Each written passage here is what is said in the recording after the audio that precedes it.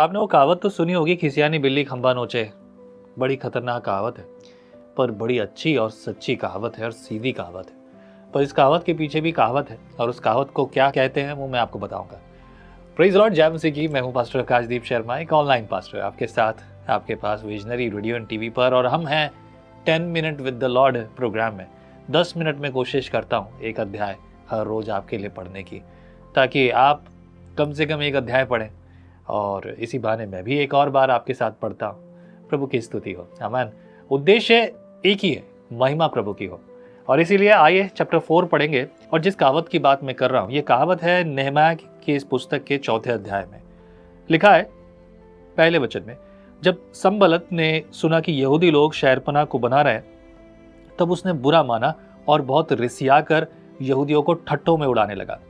मतलब संबलत के साथ एक सिचुएशन आ रही है। संबलत असल में, ये मैं कहूँगा कि ये बात, अब कुछ लोग कहेंगे इसको क्या प्रॉब्लम है, ये क्यों रिसिया रहा है, ये क्यों गुस्सा कर रहा है, इसे क्यों बुरा लग रहा है, इसके मन में ऐसा क्यों आ रहा है। और जब अच्छा काम होता है तब लोगों के मन में ये सब कुछ होता है। देखो, स्वाभाविक है। कुछ भी बातें बोलने से पहले परिस्थिति को समझ लेना जरूरी है। इसीलिए तो हम पढ़ रहे हैं और इसीलिए तो सीख रहे हैं। समझना जरूरी है संबलत है कौन और संबलत कर क्या रहा है और किस वजह से उसके अंदर रिस आ रहा है। असल में संबलत कोई साधारण व्यक्ति नहीं है। ये वो व्यक्ति नहीं है जो सड़क के किनारे सब्जी की दुकान लगा के बैठा हो, या ये वो जो कोई कपड़े बेचता हो, या कोई चीज़ वस्तु बेचता हो, या फिर भेड़ों की ऊन कुतरता हो। संबलत एक नामी व्यक्ति है, एक ऐसा व्यक्ति है जिसके कहने पर, जिसकी वजह से लोग चलते हैं। इस वजह से संबलत को गुस्सा आ रहा है, क्योंकि मुझसे सलाह नहीं ली गई। जो भी कुछ होता है, हम यहाँ के अधिकारी हूँ, कहते हैं ना समाज के ठेकेदार, उनमें से उसी कैटेगरी का एक व्यक्ति है। जो हम चलाते हैं, हम करते हैं, हमारे हिसाब से होता है, ये वो लोग हैं। इसलिए संबलत को रिस आया, कुछ अपनी चल नहीं रही है, तो ये खिसियानी बिल्ली है जो खंबा नोच रही है। पढ़ते हैं फिर से 4थे अध्याय के पहले वचन में। जब संबलत ने सुना कि यहूदी लोग शहरपनाह को बना रहे हैं, तब उसने बुरा माना और बहुत रिसिया कर यहूदियों को ठट्ठों में उड़ाने लगा। अरे क्या यहूदी, ये क्या करेंगे, क्या हुआ, इतिहास देखो इनका। दूसरा पद, तब वह अपने भाइयों के और शमरोन की सेना के सामने यूं कहने लगा, वे निर्बल यहूदी क्या करना चाहते? क्या वे काम अपने बल से करेंगे? क्या वे अपना स्थान दृढ़ करेंगे? क्या वे यज्ञ करेंगे? क्या वे आज ही सब काम पूरा कर डालेंगे? क्या वे मिट्टी के ढेरों में के जले हुए पत्थरों को फिर नए सिरे से बनाएंगे?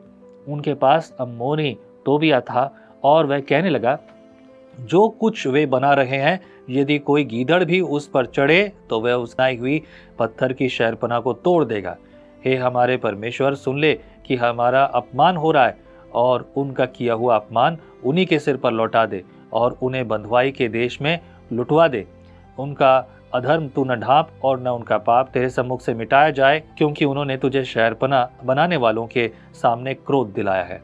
मतलब देखिए, उल्टी बात पर उल्टी होता है। कुछ लोग उल्टी बात करते हैं तो कुछ लोग और साथी भी आ जाते हैं। कुछ ना कुछ तो बोलना ही है उनको, और बोलेंगे वो तो, है ना। आपको होता है कि किसी किसी को देख के कुछ तो बोलेंगे। कुछ लोगों से पूछा जाए, हाँ जी कैसा लगा आपको, हाँ सही बात है, सही बात है। क्या सही बात है, पूरी बात पता नहीं है, लेकिन कुछ लोग तो हैं ही ऐसे। वैसे ही ये लोग भी हैं। 6 पद में लिखा है, हम लोगों ने शहरपनाह को बनाया, और सारी शहरपनाह आधी ऊंचाई तक जुड़ गई, क्योंकि लोगों का मन उस काम में नित लगा रहा, मन लगा रहा। देखो, अब तक, जब तक कि नेहमाया ने उठकर प्रार्थना करनी शुरू नहीं की थी, तब तक ये शहरपनाह बनाने के लिए कोई नहीं आया था। The calling of नेहमाया was this. नेहमाया की कॉलिंग ये थी, मेरी कॉलिंग है कि मैं कलीसियाओं को, चर्चों को मदद करूं, ऑनलाइन मदद करूं। यानी कि आप जिस भी कलीसिया के सदस्य हैं, मैं आपकी मदद कर रहा हूं, ताकि आपकी कलीसिया मजबूत हो जाए। आप अगर मजबूत होंगे वचन में, तो आप जिस भी कलीसिया के सदस्य हैं और जो भी प्रभु का सेवक आपकी अगुवाई में है, वहां पर है, वो कलीसिया मजबूत होगी। वैसे ही सेवकाई यहाँ पर नेहमाया की भी थी, और नेहमाया की इस सेवकाई के कारण देखो यहाँ इतने सारे लोग एक साथ इकट्ठे हो गए। इससे पहले इकट्ठे नहीं हुए थे, क्योंकि ये सब एक मन और नित लगे हुए थे। 7वें वचन में लिखा है, जब संबलत और तोबिया और अरबियों, अम्मेनियों और अशदोदियों ने सुना कि यरूशलेम के शहरपनाह की मरम्मत होती जाती है, तो उनमें के नाके बंद होने लगे, और तब उन्होंने बहुत ही बुरा माना, और सबों ने एक मन से गोष्ठी की कि जाकर यरूशलेम से लड़ें और उसमें गड़बड़ी डालें। परंतु हम लोगों ने अपने परमेश्वर से प्रार्थना की, और उनके डर के मारे उनके विरुद्ध दिन रात उनके पहरोए ठहरा दिए। परंतु यहूदी कहने लगे, ढोने वालों का बल घट गया और मिट्टी बहुत पड़ी है, इसलिए शहरपनाह हमसे नहीं बन सकती। हमारे शत्रु कहने लगे, जब तक हम उनके बीच में न पहुँचे और उन्हें घात करके वह काम बंद न करें, तब तक उनको न कुछ मालूम होगा और न कुछ दिखाई पड़ेगा। फिर जो यहूदी उनके आस-पास रहते थे, उन्होंने सब स्थानों से 10 बार आकर लोगों से कहा, तुमको हमारे पास लौट आना चाहिए। इस कारण मैंने लोगों को तलवारें, बर्छियां और धनुष देकर शहरपनाह के पीछे सब से नीचे के खुले स्थानों घराने के अनुसार बैठा दिया। तब मैं देखकर उठा और रईसों और हाकिमों और अन्य सब लोगों से कहा, उनसे मत डरो, प्रभु जो महान और भय योग्य है, उसी को स्मरण करके अपने भाइयों, बेटों, बेटियों और स्त्रियों और घरों के लिए युद्ध करना। अब यहाँ पर नेहमाया अपने दुख को जता रहा है। नेहमाया कह रहा है कि देखो, मैंने सब लोगों को देखा टूटते हुए, उनका मनोबल टूटते हुए। अगर आप देखते हो कोई किसी को कोई काम करना हो तो मनोबल बढ़ाते हैं, प्रेरित करते हैं, उठो चलो करेंगे, हम करेंगे, मिलकर करेंगे, एक दूसरे को प्रेरित करते हैं, उठाते हैं। और जब ये उठाते हैं ये आसान नहीं है, लेकिन ये ज़रूरी है। जब ये किया जाता है तब चीज़ें बदल जाती है मेरे प्रियो। और ये बदलने वाली चीज़ जो है ना, ये एक वो चीज़ है जो आदमी सब चाहता है। और नेहमाया ने लोगों को प्रेरित किया, खुद उनके साथ खड़ा हुआ। ये लीडरशिप, लड़ रहा है, लड़ना सिखा रहा है और प्रेरित कर रहा है। एक बेहतरीन लीडरशिप को हम यहाँ देखते हैं, जो कि नेहमाया के द्वारा परमेश्वर ने उसे बुद्धि थी और उस लीडरशिप में उसकी सहायता भी की और वह यहाँ खड़ा हुआ।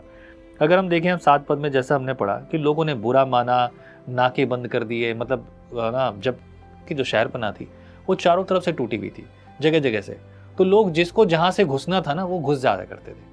ये कुछ ऐसा समझो कि एक जगह ऐसी है, नई जगह, जहाँ से ना कोई कहीं से भी मकान के लिए जाना है ना रास्ते में, तो वो कहीं इधर से निकल जाता, इधर से निकल जाता, उधर से निकल जाता। या खेतों में लोगों के पगडंडियाँ होती हैं, और अगर पगडंडी बंद कर दी जाए तो जो रोज जाता है उस रास्ते से वो खिसियाता है, गुस्सा आता है उसे। यूनिवर्सिटी जो हमारे यहाँ की है, राजस्थान यूनिवर्सिटी, उसमें बीच में से एक रास्ता था। उस रास्ते से मैं हजारों बार निकला हूँ और लगभग 20 साल हो गए उस रास्ते को बंद हुए। अब 20 साल में आज भी जब भी कभी उस रास्ते से निकलता हूँ तो मुझे गुस्सा आता है, अरे ये रास्ता बंद कर दिया इन्होंने। राजस्थान यूनिवर्सिटी बहुत बड़ी है, अब उस रास्ते के बंद करने के चक्कर में मुझे 3 किलोमीटर का चक्कर लगाना पड़ता है एक्स्ट्रा। समय भी, पैसा भी और मेहनत भी। तब तो मैं साइकिल चलाता था, तब बुरा लगता था। अभी मैं कार चला रहा हूँ, तब भी बुरा लगता है। वैसे भी लोगों को यहाँ पर परेशानी हो रही है, मतलब अब हमारी मर्जी नहीं रही, हम जो चाहे वो नहीं कर सकते। इस वजह से लोग गुस्सा हो रहे, रिसिया रहे थे। अपनी मर्जी नहीं हो रही, अपने हिसाब से नहीं चल रहा, कोई हमसे पूछ नहीं रहा। अक्सर ऐसे लोगों को देखते ना, यही बातें सब यहाँ हो रही है। और तो और लोगों के मन खराब कर रहे हैं, उनको नीचा दिखा रहे हैं, उनको बुरा भला बोल रहे हैं, उनको छेड़ रहे हैं और उनका मनोबल घटा रहे हैं। बोले कुछ नहीं हो सकता। ये बातें क्या लगता है आपको, लोगों को पता नहीं चलती? सबको पता चलती है। तब यहाँ पर नेहमाया ने उनसे बात की। 15 पद में लिखा है, जब हमारे शत्रुओं ने सुना कि यह बात हमको मालूम हो गई है और परमेश्वर ने उनकी युक्ति निष्फल की है, तब हम सब के सब शहरपनाह के पास अपने अपने काम पर लौट गए। उस दिन से मेरे आधे सेवक तो उस काम में लगे रहे और आधे बर्छियां, तलवारों, धनुषों और झिलमों को धारण किए रहते थे और यहूदा के सारे घराने के पीछे हाकिम रहा करते थे। शहरपनाह के बनाने वाले और बोझ ढोने वाले दोनों भार उठाते थे, अर्थात एक हाथ से काम करते थे और दूसरे हाथ से हथियार पकड़ते थे। राजमिस्त्री अपनी अपनी जांग पर तलवार लटकाए हुए बनाते थे। नरसिंगे का फूंकने वाला मेरे पास रहता था, इसलिए मैंने रईसों, हाकिमों और सब लोगों से कहा, काम तो बड़ा और फैला हुआ है और हम लोग शहरपनाह पर अलग अलग एक दूसरे से दूर रहते हैं, इसलिए जिधर से नरसिंगा अपने हाथों में सुनाई दे उधर ही हमारे पास इकट्ठे हो जाना। हमारा परमेश्वर हमारी ओर से लड़ेगा। यूँ हम काम में लगे रहे और उनमें से आधे पौ फटने से तारों के निकलने तक बर्छियाँ लिए रहते थे। फिर उसी समय में लोगों से यह भी कहा कि एक एक मनुष्य अपने दास समेत यरूशलेम के भीतर रात बिताया करे, कि वे रात को तो हमारी रखवाली करे और दिन को काम में लगे रहें। इस प्रकार न तो मैं अपने कपड़े उतारे रहता था और न मेरे भाई, न मेरे सेवक, न वे पहरुए जो मेरे अनुचर थे अपने कपड़े उतारते थे। सब कोई पानी के पास ही हथियार लिए हुए जाते थे। हर एक परिस्थिति में, हर एक बात में इन लोगों ने न कपड़े बदले, न कुछ मेहनत की, मतलब अपने शरीर की परवाह नहीं की, न खाने की, न पीने की, न नींद की, क्योंकि दिन और रात, कोई रात को जाग रहा है, कोई दिन को जा रहा है, कोई पहरा दे रहा है, कोई तलवार बर्छी लेकर खड़ा है, कोई जो है खड़े रहते। यहाँ पर लोग जो है पूरी तरह से तैयार होके हथियार बंद खड़े रहते। उनके पीछे जो है वो लोग जो कि धनवान लोग थे, वो लोग भी वहाँ खड़े रहते, सब लोग उनके साथ खड़े रहते और ये शहरपनाह मिलकर बनाई। यूँ देखो, एक मुहिम चलाई थी जो नेहमाया ने चलाई। ये मुहिम जो शहरपनाह को बनाने के लिए चलाई, ये मुहिम छोटी मुहिम नहीं थी। और समस्याएं भी आप देख रहे हो कितनी है। इतनी समस्याएं हैं जिस समस्या का समाधान करना भी आसान नहीं है। But without the power and help of the Lord it is impossible, definitely impossible. लेकिन यहाँ पर ये सब कुछ प्रभु ने उनके लिए किया। हालेलुया। प्रभु वहाँ पर था। देखिए, प्रभु आपको रखता है और वो आपसे काम करवा रहा है। काम करवाना चाहे वो किसी से भी करवा सकता है। शहरपनाह की आवश्यकता प्रभु को नहीं है। आपको क्या लगता है कि शहरपनाह प्रभु ने क्यों बनवाई है? आपको लगता है कि क्या शहरपनाह ज़रूरी थी यहाँ पर, यानी कि वो 4 दीवारी जो शहर की थी वो ज़रूरी थी? नहीं मेरे प्रियो, शहरपनाह से कभी सुरक्षा नहीं होती। और अगर सुरक्षा होती तो यरीहो हमेशा सुरक्षित रहता। इजरायली उनका कुछ नहीं बिगाड़ सकते थे, लिखा भी है। लेकिन परमेश्वर ने अद्भुत युक्ति से यरीहो की दीवार गिरवाई। क्यों गिरवाई? देखो, इन सब लोगों को सिक्योरिटी चाहिए। यहाँ पर परमेश्वर ये शहरपनाह इसलिए बनवा रहा है क्योंकि ये सब लोग यूनाइट हो जाएं, एक मन हो जाएं। परमेश्वर को आवश्यकता नहीं है, परंतु मनुष्य को आवश्यकता है। आराधना हम कहीं पे भी कर सकते हैं और करते भी हैं, राइट? लेकिन हम आराधना के लिए बहुत बड़े बड़े भवन क्यों बनाते हैं? आराधना के लिए हम परमेश्वर की सेवा को आगे बढ़कर क्यों करते हैं? विश्वास तो लोग वैसे भी ले आएंगे, लेकिन फिर सुसमाचार की सेवा करने की आवश्यकता क्या है? यही आवश्यकता है कि हम मिलकर करें। परमेश्वर चाहता है कि हम यूनाइट हो जाएं और एक मन लगे रहें, एक मन सही जगह पर लगे रहें। और अगर सही जगह पर नहीं रहेगा तो फिर गड़बड़ी फैलेगी। और ये गड़बड़ी 2 बार हो चुकी है। एक तो बाबेल टावर के समय में सब लोग एक मन होकर बना रहे थे, गलत दर्शन पे जा रहे थे, इसीलिए परमेश्वर ने वहाँ गड़बड़ी फैलाई। और जब पहली शताब्दी में कलीसिया एक साथ थी और वहाँ पर उनके बीच में सताव क्यों आया? इसलिए आया तितर बितर होकर जाकर शुभ समाचार की सेवा करें। नहीं तो खा रहे थे और सब मस्त और मोटा पेट ये गलत होता। That's what. ये 2 एग्जाम्पल मेरे पास हैं, और भी हो सकते हैं, मुझे जो याद है मैं वो आपको बता रहा हूँ। प्रभु आपको आशीष करे। आइए दुआ करते हैं। प्रभु, हमसे बात करने के लिए शुक्रिया। तेरा वचन हमें सिखाता है, शुक्रिया। तेरी संगति के लिए शुक्रिया। आगे बढ़ें, तुझ में चलें, तेरी मर्जी पूरा करें। प्रभु, दिन प्रतिदिन हम तेरे मर्जी को अपने जीवन में देखें।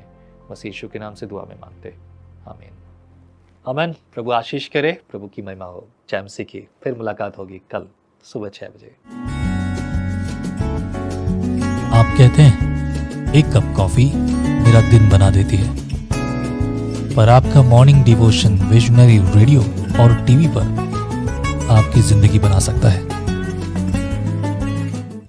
हम हमेशा सोचते हैं कि शायद मैं भी बाइबल कॉलेज जाकर बाइबल को अच्छे से सीखता, पर अब आपके लिए है visionary TV, deep Hindi Bible study के लिए।